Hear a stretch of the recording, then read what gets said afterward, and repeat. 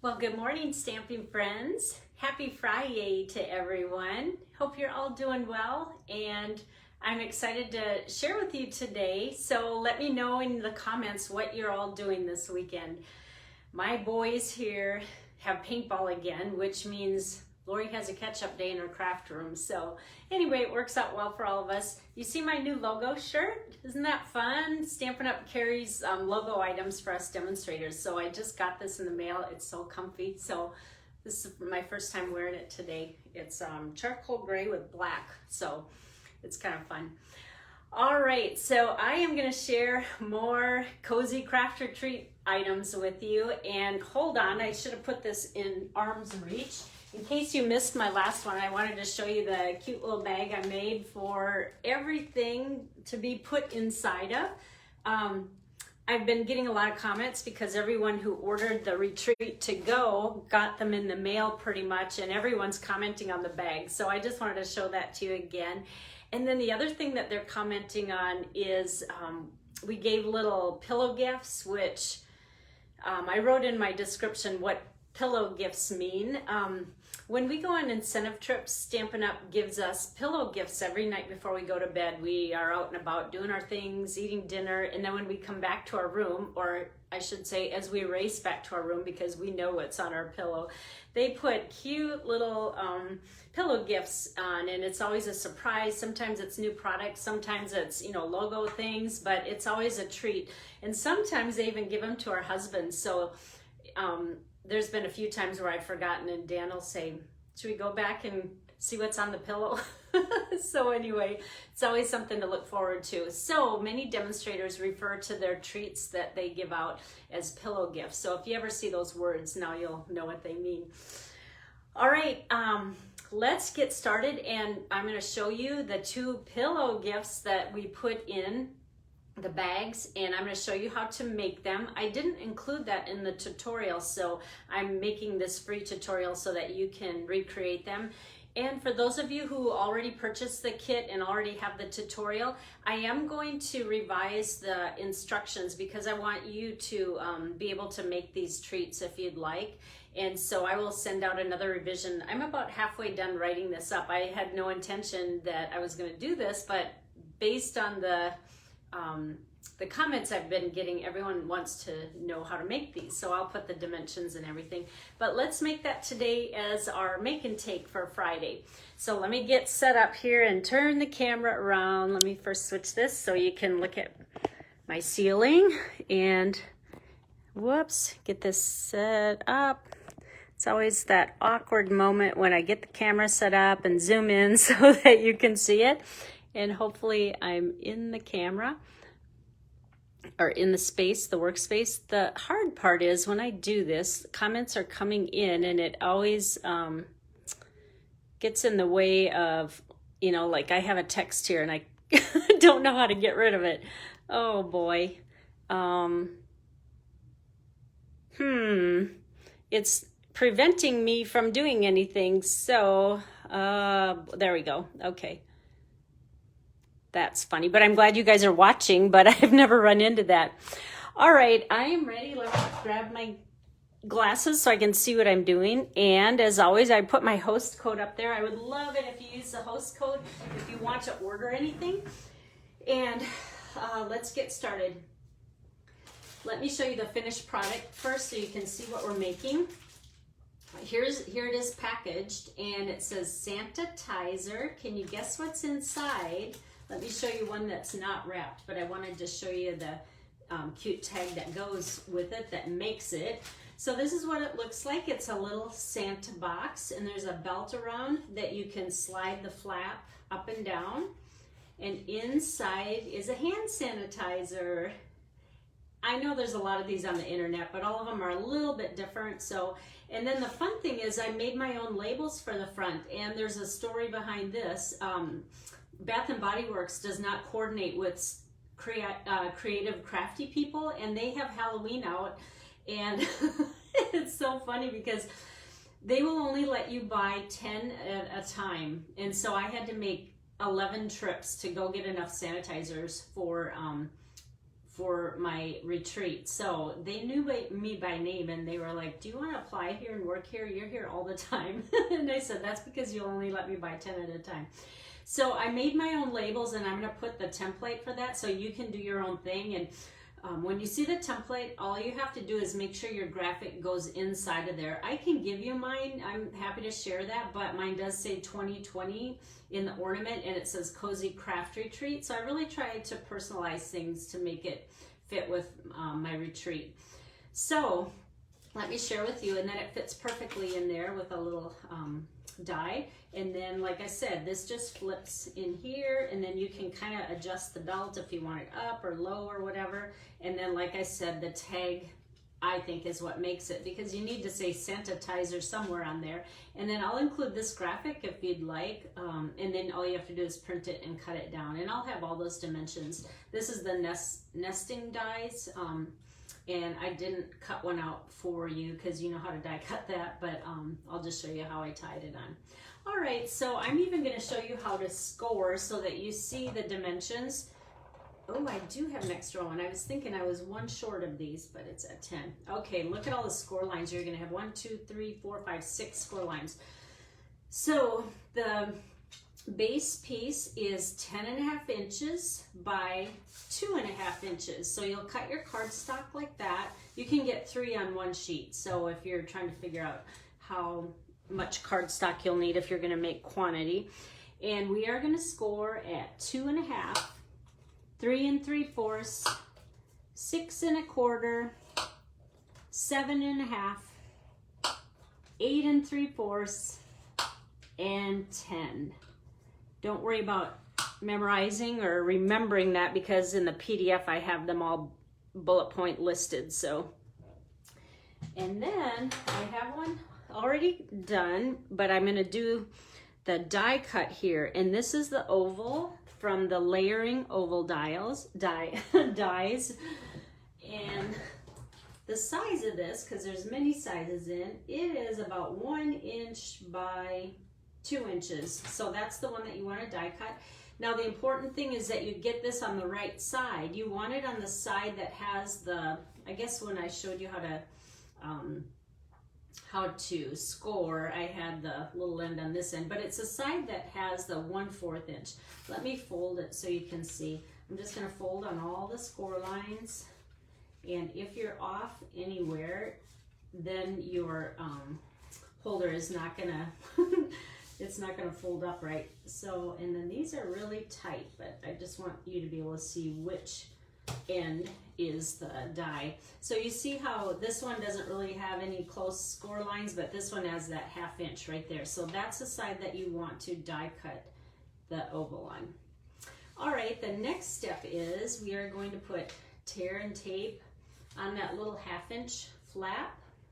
And let's see, this tear and tape is a little bit tackier than our regular adhesive, and I like to use this when when I make 3D items, because you want a little extra, you know, adhesive so that it doesn't come apart.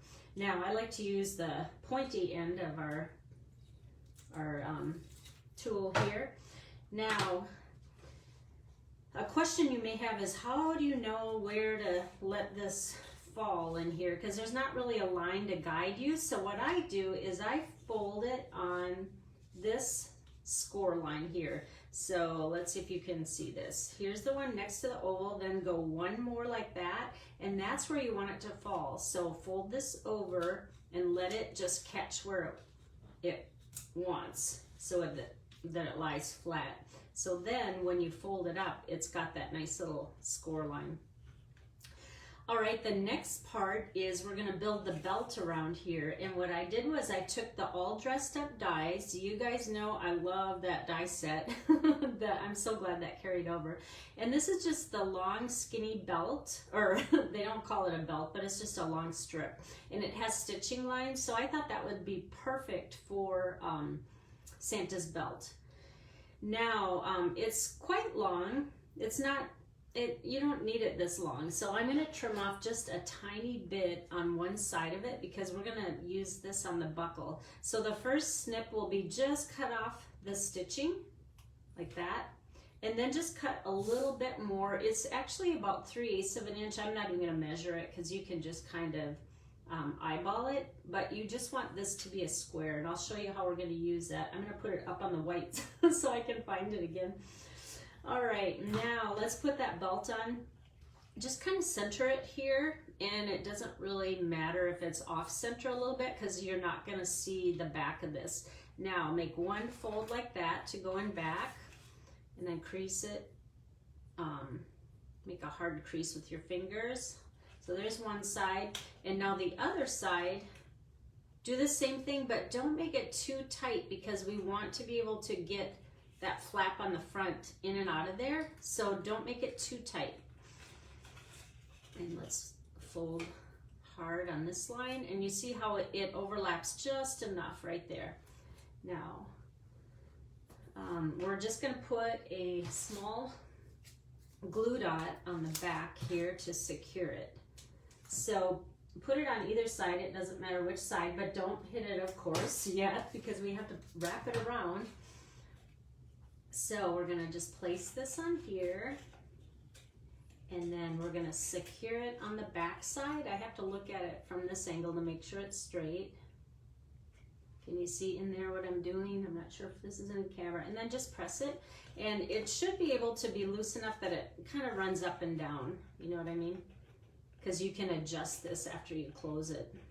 All right, and then where did my, oh, I put my sanitizer away, but you can see how the sanitizer just fits snug. This oval die, it's like it was made for the hand sanitizer. It's snug enough, and these little scallops kind of grab it, so it's not gonna slide out, you know? All right, now let's work on his belt. So what I did was I took a gold foil sheet, and I wrote what the dimensions are, 1/2 inch by 1/2 inch. And let's put a dimensional on the back. We'll pop that up. Isn't that fun making Christmas stuff when it's not the busyness yet? It's nice in that September and October because you know how crazy it gets later in the year. Okay, center that as best as you can, like that.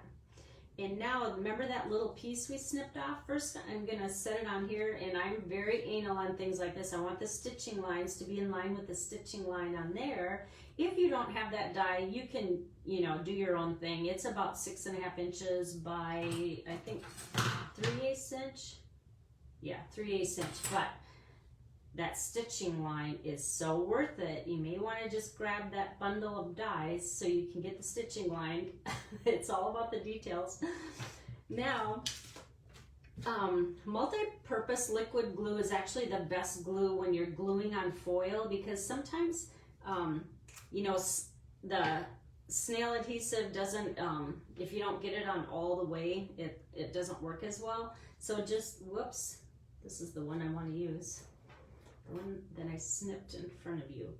Then just place that on, and it gives kind of like a faux belt. It looks like it's running through there, but it's just glued on top. And then because it's liquid, you can kind of adjust it till you get it straight. And then once it's there, you just want to not mess with it until it dries, and it'll be nice. All right, let's build the fur on him. Now this, you can use Whisper White, which is in our catalog for the cardstock, but I pulled out scraps of this white glimmer paper. We don't even sell this anymore, but you just use what you have in your stash. If you have glimmer, or maybe you have flocked or velvet or whatever, just pull whatever you have, because this piece is so small. It's just 2.5 inches by 1/2 inch. And then I think we can just use snail on this because it's cardstock to cardstock. And now we need to put this in here. Hopefully my belt that's still kind of wet won't move around. So you put that on there so you know where the center of this is. So just slide it down and center this where the belt is. Or you could do it opposite. You could put this on first and then center the buckle where you want, but that looks pretty good. So really that's all you have to do for this. And then see how you can adjust this up or down. And this is actually what holds the box shut. So you can move it up or down. All right, so all you do is put that sanitizer in and then put this back in the flap. Then to wrap it, I found some gusseted bags. I did have to go to good old Amazon 2-day shipping, but you could use our gusseted bags here, but the reason I didn't choose this, and you'll see it in another project later, is just because it had a little bit of busyness here, but it's still cute in there. And it kind of looks like snowflakes, but it's just, I wanted it plain clear so that you could see better what it looks like. So you can see all the Santa parts of it. And then I just took the braided trim that's in real red, that's in the holiday catalog, and I just tied once like this. And then you'll take your tag, and I just used a 1/8 inch punch at the top. Let me measure this nested die so you know. It's about 2 3/4 by 1 1/2. And then you'll just string this through. And then I tie it one more time around so the tag doesn't go off on its own. Like that. And then just do a bow. We are almost done, but don't go away because I want to show you one more thing. But it's so easy. You don't even need a tutorial on how to make it. But there it is, our little Santa-Tizer. I hope you like that. And then, like I said, I'll have the tutorial on my blog and my Facebook link, but I'm not quite done doing this because I didn't know people would want a tutorial. So now the other pillow gift I want to show you is, this is a plastic glue holder. Let me show you one not in the bag, but I wanted to show you this package. And the sentiment that I made on the computer says, crafty friends stick together. And then it has our Cozy Craft Retreat logo down here. And then I just printed them, and then I cut this out with a scallop square, and it's 2 inches by 2 inches. And then this die is from Stitch So Sweetly, and this one is 2 3/8 by about 3 1/4. And then that little piece of DSP underneath it is 1 3/8 by 2 1/8. So those are the dimensions on that. Now let me show you a little bit closer. Everyone got their own liquid adhesive in their kit.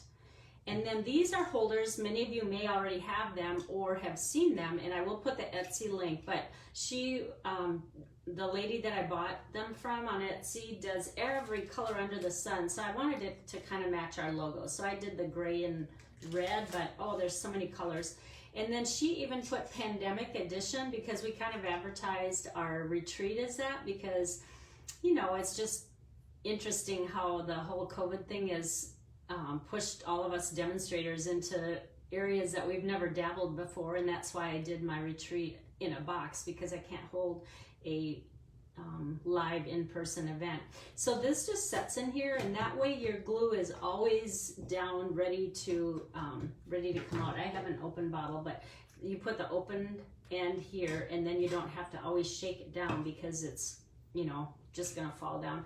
And then on the underside, she even made it personalized, Cozy Craft Retreat 2020. So when you see this, those of you who have it, you are always going to remember when this retreat was and when it happened. But this is just such a handy tool. And then the way that I packaged it is I just put it in our gusseted bags like this. And I don't have to go ahead and tie it for you, but I'll just show you. I used this time the satin ribbon just to change it up, and then I just stuck the tag on there. So, oh, you guys, I hope you enjoyed these projects, and I am going to have a tutorial available for everyone, even if you didn't do the retreat, and I'm working on that this weekend, so just keep checking back. As soon as it's done, I'm going to publish and post it. I was going to wait until the end of the month, but I'm just anxious to get it out, and this is actually going to be my class to go. If you put an order in with me, you can get it free. And so I will have all the details. It'll have to be like a $75 order though for the free tutorial, because the tutorial is going to be $25, and you will get 20 make and takes with it, plus these 2 pillow gifts. I'm going to add those too. So actually you're getting 22 projects for $25, and I promise you it's going to be worth it because I think you're going to like the projects. And I'm going to keep showing them to you in the next days. And then let's see, I think that was all, but you'll see all the information hopefully this weekend because I have all this extra time with the boys gone that I can just work on this. All right, well, thank you for joining me today. And again, if you want to order anything, here's the host code, and I look forward to sharing more with you next week. Have a wonderful weekend, and we'll chat again soon. Bye-bye.